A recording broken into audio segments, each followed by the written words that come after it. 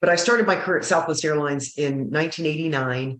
Herb Kelleher, who was my boss and CEO, chairman, president of the board at the time, he took a couple of us and said, what I want to do is we do customer service really well. What I want us to do is figure out how to do employee service really well.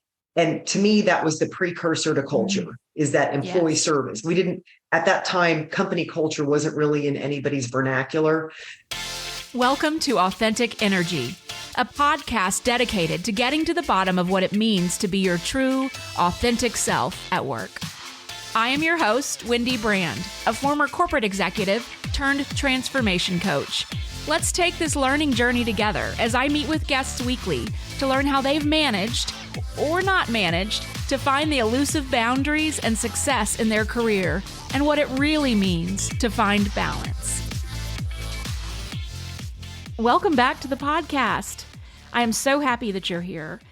Before we get started and get into the show, I just wanted to say that if you have really connected with any of these podcast discussions that we've been having, whether it's related to burnout, leadership, setting boundaries, finding a job that brings you purpose, finding a way to stay in your career and find your version of success. If you're working through any of these topics and want to connect more with others and myself, I encourage you to check out my website, if you haven't already, at wendybrandcoaching.com/retreat. I now have 3 different ways for you to connect into this community. First of all, I'm launching a 6-week online program that kicks off in June. It's easily accessible to anyone with a computer. We'll have live weekly sessions together. Then, in late July, we're hosting a retreat in Carefree, Arizona at the beautiful Savannah Resort. This amazing resort is the same location where Deepak Chopra hosts his wellness retreats, just FYI. And finally, I'm hosting 2-day workshops at my home in New Braunfels, Texas, several times this summer. Check it all out on my website at wendybrandcoaching.com/retreat. I am just so excited to share all of these opportunities with you and connect more closely with my audience. But now we have something new and something special. This episode is my lucky number 13. And on this lucky number 13 episode, I am launching my first series within the Authentic Energy podcast. As I have talked to dozens of guests about their experience trying to avoid burnout and uncovered the personal things that we can do to set boundaries, protect our energy, ensure that we are being true to our values, playing to our strengths, I turn the conversation now to the organization. As I've said before, I 100% believe that we as individuals are responsible for our happiness, success, and health. But I do believe that there is a role that the organization can play to create an environment that allows employees to show up as their authentic selves. An environment where employees thrive and profits rise. That's new. I just made that up. I'm sure somebody said that before. But I cannot think of a better guest to kick off the Authentic Energy Culture series. Delise Simmons' full-time job is to help organizations improve their cultures. Delise started her work in organizational culture when she helped found the Southwest Airlines Leadership University, where she developed and delivered leadership training to more than 1,000 leaders every year. During the time when Southwest Airlines was rated as one of the top 10 companies to work for in America. She left Southwest Airlines to help create JetBlue Airways, the world's largest mega startup carrier in U.S. history. She helped hire their first employees, create their organizational values, and assist in creating a world-class culture from the inside out. Delise has helped organizations use their recruiting, hiring, development, compensation, and reward strategies to create remarkable cultures. She has proven that her attention to organizational structure, understanding of human behavior, and leadership experience help create dynamic leaders and successful organizational cultures. Her work with leaders across the country have helped produce legacy cultures and remarkable leadership. Today, Delise is the Chief Culture Officer at the Culture Think Tank, a research and consulting firm that designs the programs and tools that executives and senior leaders need to move the needle on culture and monitor performance. Delise is helping lead the national conversation around employee well-being and its importance in today's workplace. She is also a founding partner at People Inc. in Albuquerque. She holds a bachelor's degree in journalism and Spanish from the University of Texas at Austin. She is a member of St. Luke's Episcopal Church, where she leads the homeless ministry. When Delise isn't working, she is often found water skiing or fishing, which you'll hear more about toward the end of the episode. And she resides in San Antonio, Texas.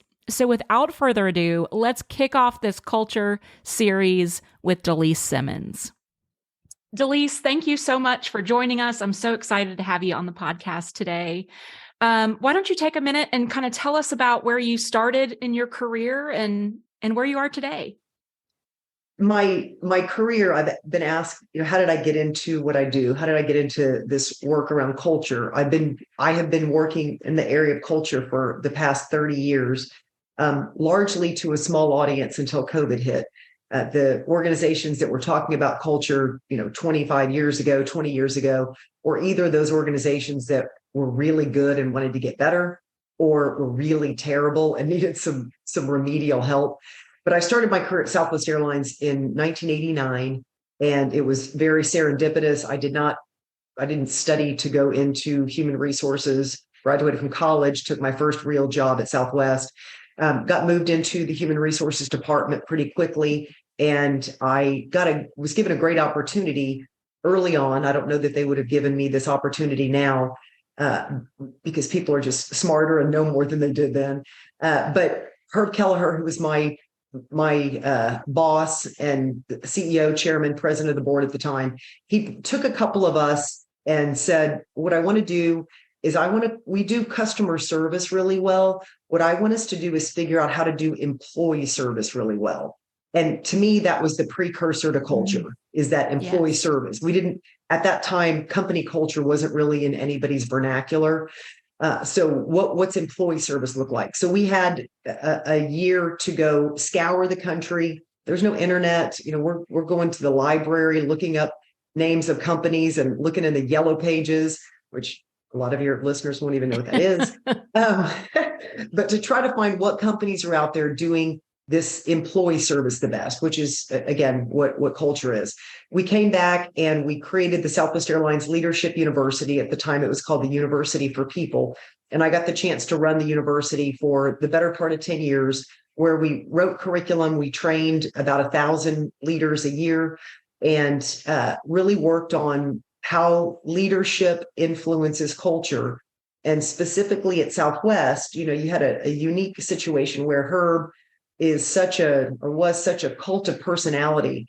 How do you replicate the culture knowing that he's not going to be there forever? So it was really one of our big goals, is how do we take all of the things that were Herb Kelleher and Colleen Barrett, take it out of their heads and their hands and distribute it throughout the entire workforce. There were 13,000 employees when I started working there, at around 20 when I left, 20,000.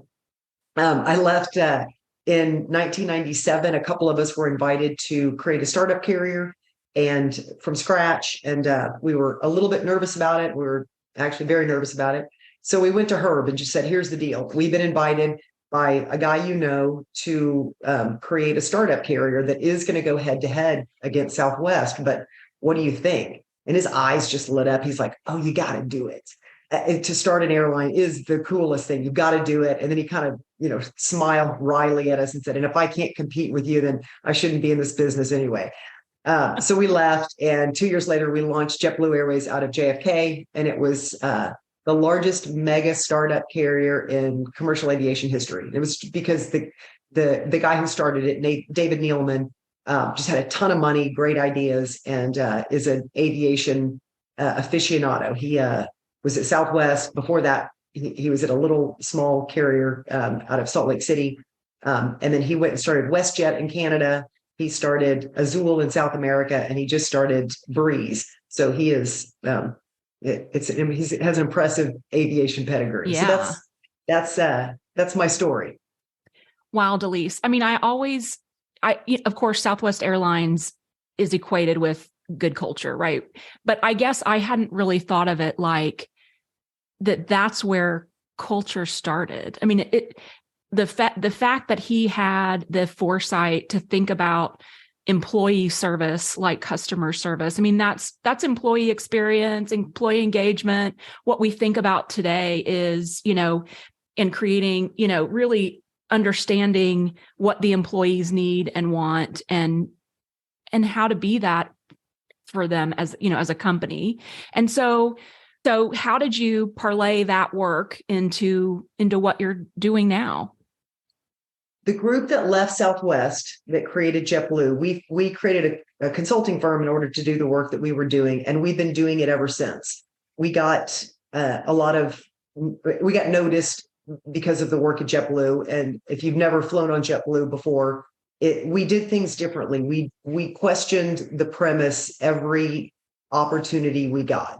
We were told, you can't do this or the other, and we're like, why can't we? We put televisions in every seat back on the entire aircraft, and we were told you can't do that. Why? It's going to be too heavy. It's not cost effective or cost efficient. And we figured out a way to do it. And it was those kind of elements that got a lot of attention when we created JetBlue from scratch. I mean, we helped name the aircraft, the airline. So there's just a lot of interesting and fun and funny stories. But that group that left, we're very passionate and committed about how the behaviors of leadership are the things that truly influence, enhance, and build that organizational culture.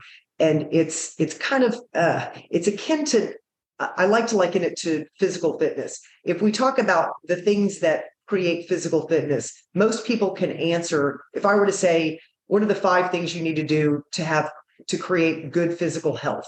We would all come up with pretty much the same things. Drink water, exercise, eat right, sleep, limit alcohol. Right. That the last one isn't always the funnest comment I have. But everyone gets that. But it's very hard to do, right? We all know what the elements are, but the difference between simple and easy is vast. But I believe what we were able to do is bring those few components together and say, if you'll just focus on these things, that's what's going to really move your culture. Kind of like with physical fitness. If you'll just focus on those, 4 or 5 things, it'll make a dramatic difference fast. And do you feel like you guys were able to accomplish that at JetBlue? At JetBlue, and I am emboldened to say I feel like we're still doing it every day. If we get leadership to really understand what we're talking about and do the things that they're not difficult to do, but they take discipline and routine. It's kind of the unsexy part of what we talk about, which is it's structure and discipline. And if you can stay disciplined, your culture will be amazing. You can have a legacy culture. I talk about Southwest Airlines, JetBlue. You can have a legacy culture with 5 people in your organization. So you don't have to be grand and large. You can be great and small. So for someone that's wanting to either start from scratch a culture, or maybe they're struggling with their culture and they want to try to, reset, how would you direct them to do that? Or what are maybe a couple things that you would guide them with? Well, the research that we do at the Culture Think Tank, which is I'm the chief culture officer for the Culture Think Tank. And we do work with organizations across the country. I think our smallest client has 5 employees, and our largest, Toyo Tires, and we've got large clients that are massive across the globe. And the same rules apply, the same principles apply. I even do a talk with what I call the culture of one. I believe if you have one person, your sole proprietorship, you still have a culture. The best way for me to help explain it is to define how we've described and defined culture, because we talk about culture like it's something amorphous that we can't get our hands around. And if that's the case, then it's very hard to direct. But I don't believe that. I think it's a very specific definition. And we describe it and define it, culture, as a collection of the behaviors of the people within a team, group, or organization. So those collective behaviors are your culture. I have some people say, I don't know what a culture is, but I'd know it if I see it. Well, what you're seeing are either the behaviors or the results of the behaviors.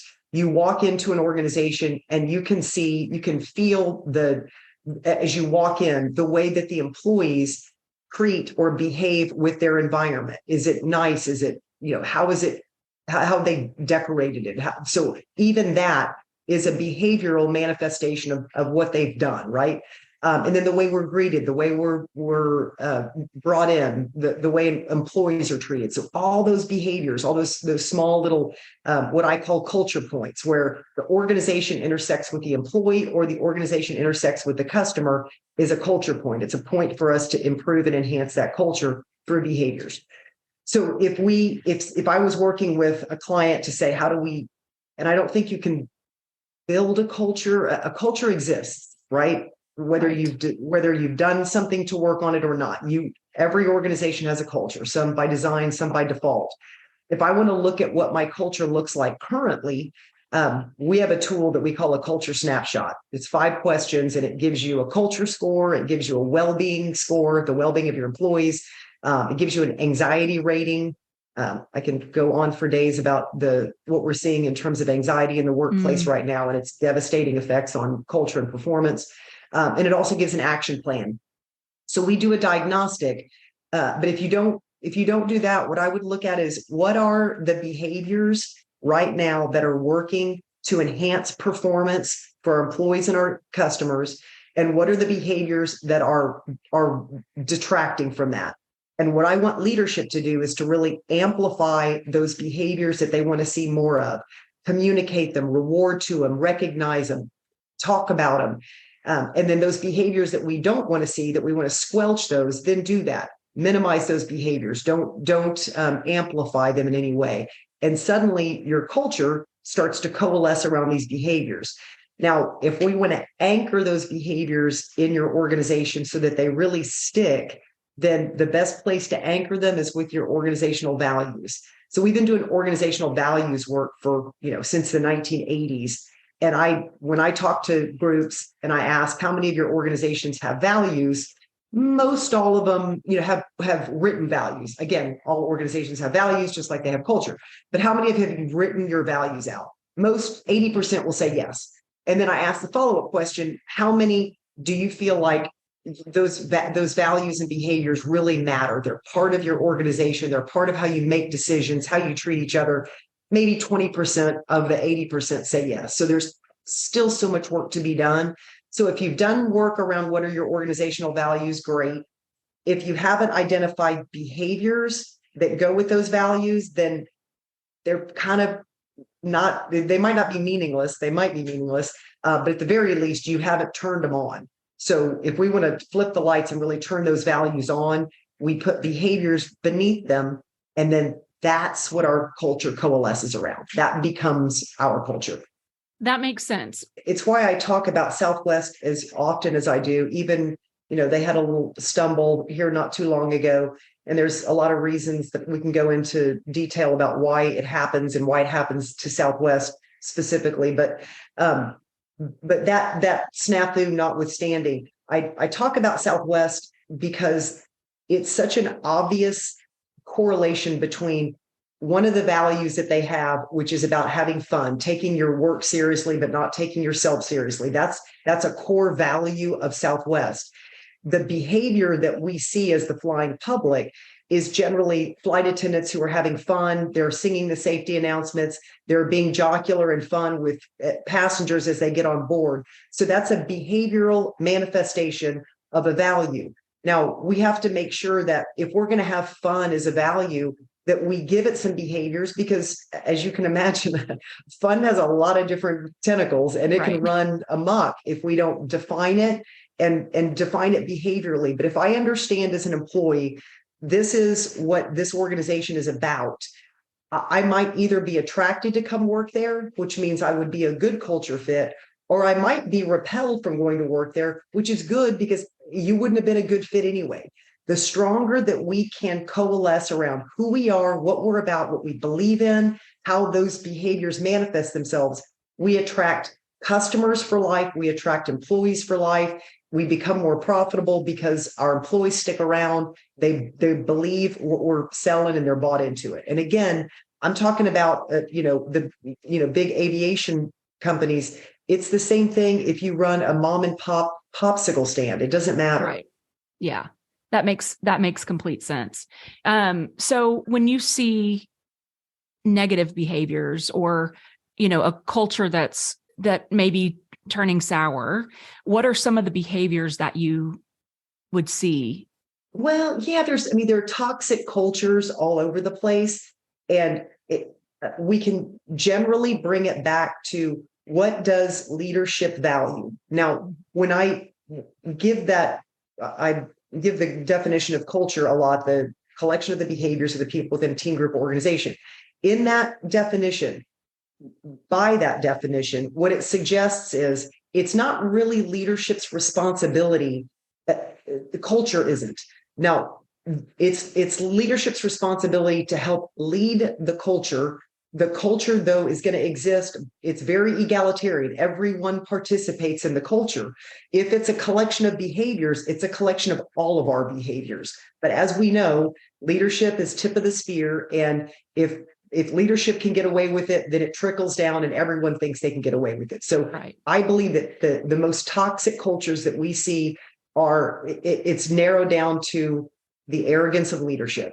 And if we have an arrogance of leadership in our organization, show me that arrogance of leadership, and I'm going to show you a toxic culture. Right. And in situations like that, I guess in order to solve for that, it really is dealing with the leaders that are affecting. Is.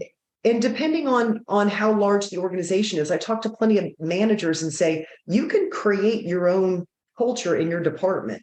In a larger organization, you can be the oasis where your culture is great within your team. So again, with that definition that the culture is a collection of behaviors, it might be the collection of behaviors of my department, and everyone wants to come work in my department because this is a safe place. Right. This is where we value one another. We listen to one another. We keep each other psychologically safe. We support each other. We challenge each other. But in the bigger scheme of things, we might reside inside a toxic culture. But a couple of things we know too about the way that humans like to behave. Those top performing employees want to work for top performing companies. So if we want to have I want to recruit and attract the best employees, I've got to have a great culture. The number one question that kids are asking when they get out of college right now of their employers is, tell me about your culture. And a lot of hiring managers don't know how to answer the question because they think it's a very personal experience. Like, I think our culture is this or that or the other. Our clients can actually show you a score, show you the action plans that they're working on. This is how we're enhancing it. This is how we're improving it. But we are, as leaders, we are architects of that culture. We can, make an additional room here or make an additional room there, but the culture exists when we've got a group of people. So who we hire is huge. Taking time to hire, making sure that we are matching employees with our culture. Because without belaboring the point, if culture is a collection of behaviors, our culture is only as good as the worst behaving employee. And so who we hire matters. And how we onboard them, let them know these are the values. This is what it means. That we're not paying lip service to it. And if we're not paying lip service to it, we might fire people because they aren't in alignment with the culture. That's the difficult part of it. But that's where it makes a difference. If we're tolerating poor behavior, then our culture will reflect that. And it really does go back to those values and integrating those right through the employee life cycle. You just said how you onboard them, how you reward and recognize. Like, if it's built in, hopefully the behaviors will follow. Yes. And the behaviors will, if we do a good behavioral, we call it behavioral roadmap. We've got the values identified, and then we have 3, 4, 5.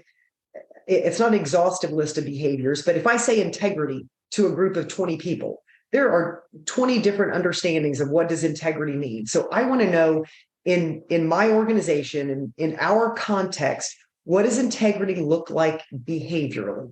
And I want to describe that. I want to define that. So it creates a roadmap for employee success. They know if I behave in alignment with these values, and these are the behaviors that they're illuminating for me, then I know how to be successful here. But just because we say we have values doesn't mean we have values. But once we put those behaviors in place and we start to hold ourselves and others accountable to those behaviors, the culture starts to emerge intentionally from those particular values and behaviors, which is where I think organizations want to be. Yeah, that makes total sense. And, one of the things, the reason why I created this podcast is really, and my coaching business, is because I want to help women where they are in their corporate environment so that they don't have to leave like I did, but that can stay in their career and find that success and balance. So from your perspective, putting your Delise hat on, taking off your culture think tank hat, if that's possible. Yes. What have you defined personally as success, and has that changed for you over time? It has. I mean, as a female in, working in a world that is largely male, in boardrooms and leadership roles that I encounter and interact with, success for me is if I can help a leader, if when I see that light turn on, that now I get what it is that we need to do, because a lot of leaders feel daunted by how do I do this culture thing. So as a female, I'm always heartened by other females like yourself who are out there helping each other. And from an HR point of view, I had the chance to work when I went to work for Southwest. The woman that I worked with is my colleague and very good friend, a woman by the name of Ann Rhodes. And Ann took the job at Southwest as VP of the people department, and she took it under one condition. And I think it changed the role of women in HR across the United States. She told Herb Kelleher and the board, HR is no longer going to be a function of they don't sit at the executive table. We get a seat in the C-suite. And so when Ann Rhodes made that change, we started to see human resources, people departments, whatever, being suddenly elevated to the same level as any other department, a CFO and a chief people officer kind of having equal importance in an organization. So for me, success has been watching that evolution of not paying lip service to our people are our greatest asset, but really helping people understand our people are our greatest asset. Yes. And when they see, okay, how do I foster that? How do I nurture that? And how do I see results from that? That's when I think that makes the biggest difference.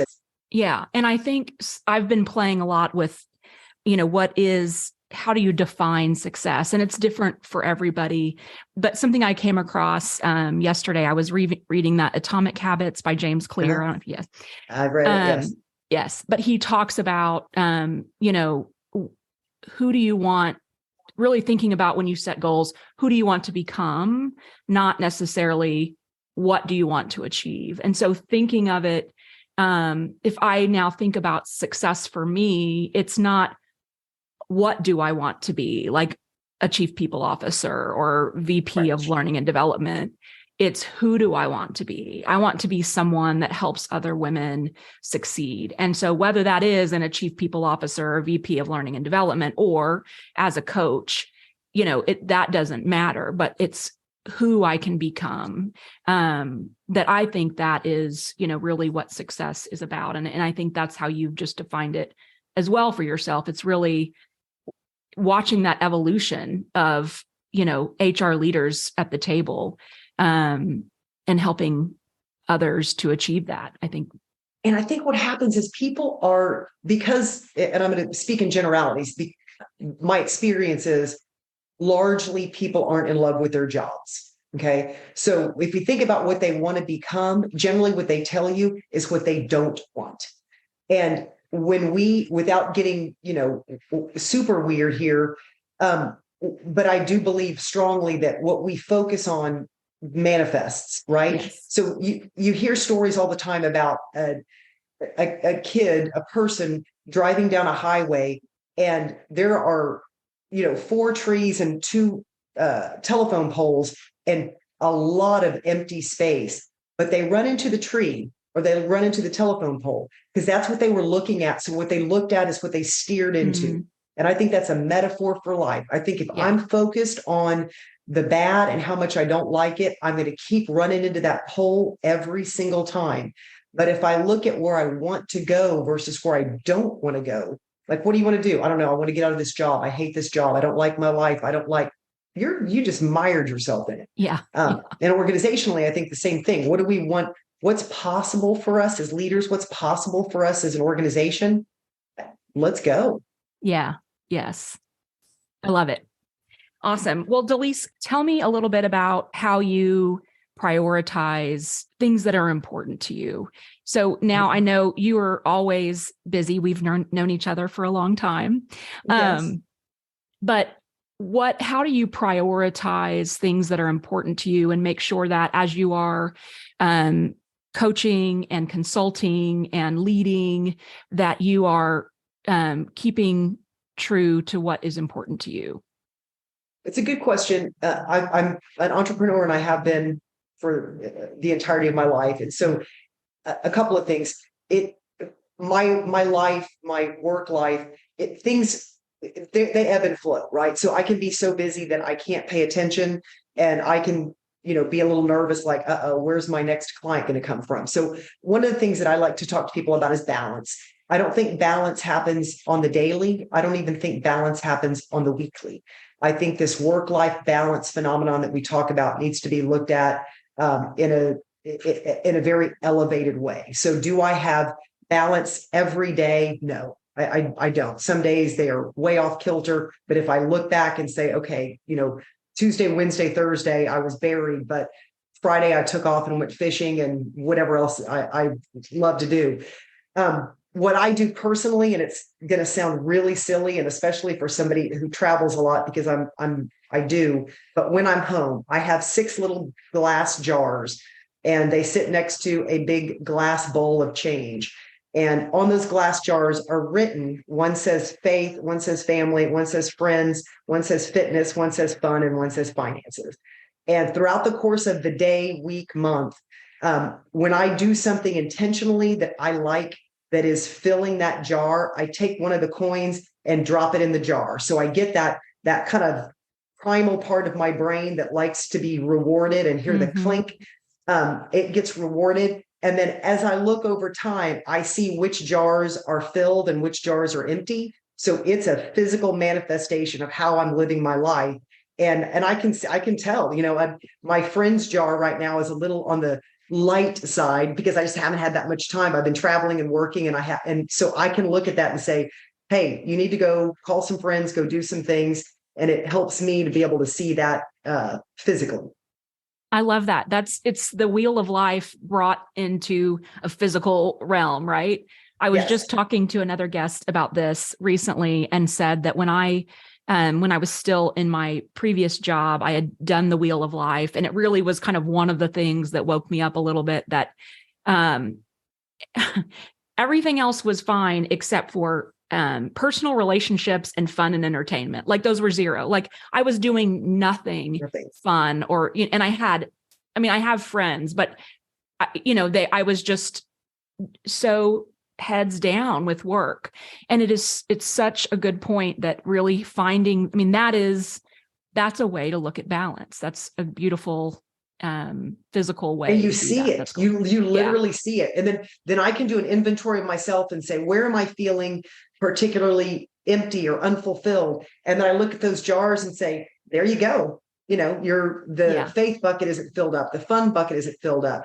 I've traveled for most of my life. And when my kids were little, I flew out on the last possible flight that I could, come in on 2 wheels. And I got out of there as fast as I could to get home. And it served me well. I'm glad that I spent the time that I could with my kids. Now that my kids are grown and gone, I don't do that anymore. And I'll go out a day or 2 early, and I like to fish. So wherever I go, I travel with a collapsible fishing pole and a little lure kit. And I'll go fish I don't care. I'll go fish in a pond in somebody's backyard. But it allows me to a couple of things. I get to see the culture of the place where I'm at. I was in Minneapolis speaking not too long ago, and I got taken out by a couple on their lake. And they said, you've got to come back in February because this lake that's just, beautiful and warm and wonderful. It's 3 feet of ice, and the whole lake turns into this ice fishing village, and everyone has their ice fishing hut. And just how cool is that? So you get to, by really engaging something in these communities. I'm not a big foodie. Like some people would go eat at a great restaurant. I don't really care about that so much, but if I can get out and meet some people and get dirt under my feet and throw a line in the water. So that's how I can balance when I'm on the road, fun. And then I make some friends along the way, and it allows me to carry some of that balance with me. So I don't feel like just a road warrior that's sleeping in a hotel, nights on end. So my next question, I may already know the answer to it then, but what is the one thing that just brings you pure joy in your life? Other than the Jeep I just bought. That's bringing me pure joy. My Jeep sister. Yes. Yes. And I told you I wanted a Jeep since I was 15, and I just never, ever bought one. And finally I was like, I needed to get a new car. I'm like, just get the Jeep. You're 56 years old. If you don't do it now, when are you going to do it? You don't need to be 80 getting a Jeep, or maybe you do. But the thing that brings me pure joy, other than my children and, those relationships that are so valuable to me. But what recharges my batteries is, and I kind of forgot this about myself. It's weird. I was in a series of reasons, relationships or otherwise, that I kind of forgot part of who I was at my core. And you've known me, for me to be outdoors with dirt under my feet, and just, I don't care if I'm on a walk, if I'm on a hunt, if I'm on a photography hunt, if I'm fishing, for me to be outside and connecting with nature has truly, I've re-engaged that part of my life in the last, let's say, 3 to 5 years. And it's changed me. People tell me, like, you look so happy, you look so excited. I reinvigorated that person who was always there.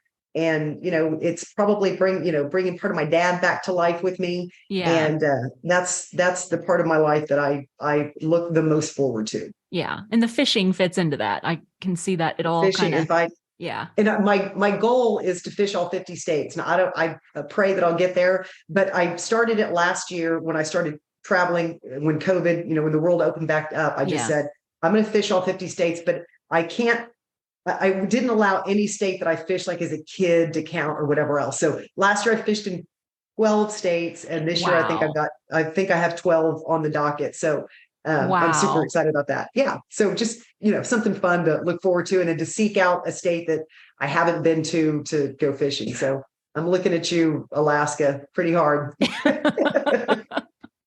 Well, and that feeds into my next question about travel. I love to travel, and I always like to ask my guests where their favorite places they've traveled to, and then what's on their bucket list. Okay. So, I traveled to Charleston, South Carolina at the beginning of 2021, and I spent a lot more time there than I had intended to. I just kind of stayed. It was COVID. My kids were gone at school. There was really nothing for me to come back to. I could do my work from home. So, and my bucket list would be a fishing trip in either, if I'm going to stay in the States, it's Alaska, but to do a marlin fishing trip down in Guatemala, any place where I can get out on open water. People ask, they're like, so you like fishing? Do you like saltwater or freshwater? I'm like, yes. Yes. Absolutely. So I'm going to get to go to Jackson Hole and go fishing in June. And then I'm taking a trip to Wyoming on a NOLS. I don't know if you've ever been to a NOLS trip, but it's the National Outdoor Leadership School. And it's 8 of us, and we are going to be in the mountains for 7.5, 8 days. and you have your backpack and a llama, and your llama is your pack mule. So I'm going to get to go hiking and camping with a llama. So I'm super excited about my llama trip. Oh, yes. Delise, that is super cool. I cannot wait. When is that? In June or July? That's in August. August, June, July, August. Okay, cool. I can't wait to hear about that. Yes, I'll have to send you pictures of me and my llama. Yes. Awesome. Well, this has been amazing. Thank you so much, Delise. I really appreciate your time. I love the culture conversation. I could talk about it every single day. So maybe we'll have you back for another one. Well, come on. We'll talk in September, and I'll show you pics from the trip and share what we've been working on. And we'll have to show off our Jeeps. Do a little four-wheeling. That sounds wonderful. Let's plan on it. Okay. Thanks for having me. All right. All right. What a great way to kick off our culture series. Here are my takeaways. Number 1, even if you have one person in your organization, you can still have a culture of one. Number 2, culture is a collection of the behaviors of the people within a team, group, or organization. What you can see are the behaviors or the results of the behaviors. Everything from the way an organization is decorated, the way we're greeted, the way the employees are treated. Number 3, culture points, where the organization intersects with the employee or the customer, a point for us to improve and enhance the culture through behaviors. Number 4, you can't build a culture. A culture exists whether you've done something to work on it or not. Number 5, Culture Think Tank can provide you with a culture snapshot, which gives you a well-being score, an anxiety rating, and an action plan. Number 6, what are the behaviors right now that are working to enhance or detract from performance for the employees and customers? Leadership should amplify the behaviors they want to see more of, communicate, reward, recognize, etc. Then, culture will coalesce around the behaviors. Number 7, the best place to anchor your behaviors is through your organizational values. Number 8, the stronger we can coalesce around who we are, what we're about, what we believe in, how those behaviors manifest, the more we attract customers and employees for life, and we become more profitable. Number 9, the culture is not leadership's responsibility. They are leading the culture, but everyone participates in the culture. It is everyone's behaviors. Toxic cultures are narrowed down to the arrogance of leadership. Number 10, in larger organizations, a manager can create a culture in their own department. Number 11, top performing employees want to work for top performing companies. Number 12, as leaders, we are the architects of the culture. Who we hire, who we fire is important. Our culture is only as good as the behavior of the worst employee. Number 13, a behavioral roadmap is built after values are identified. Values need to be defined with specific behaviors associated with those values, and then the behavioral roadmap is formed. And number 14, balance does not happen daily or weekly, but if we can look at it from a larger, elevated view, there are levers we can adjust to create balance.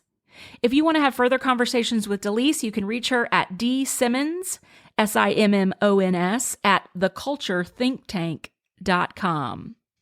And that wraps up this episode, our kickoff for the Culture Series. Lots of great guests ahead in the coming weeks where we're going to dive into different aspects of culture. So I hope you'll stay tuned. And I also hope you'll check out the website for the 6-week online program, the workshops, the retreat. Would love to see you. That's at wendybrandcoaching.com/retreat. That's it. Thank you so much. Have a great day.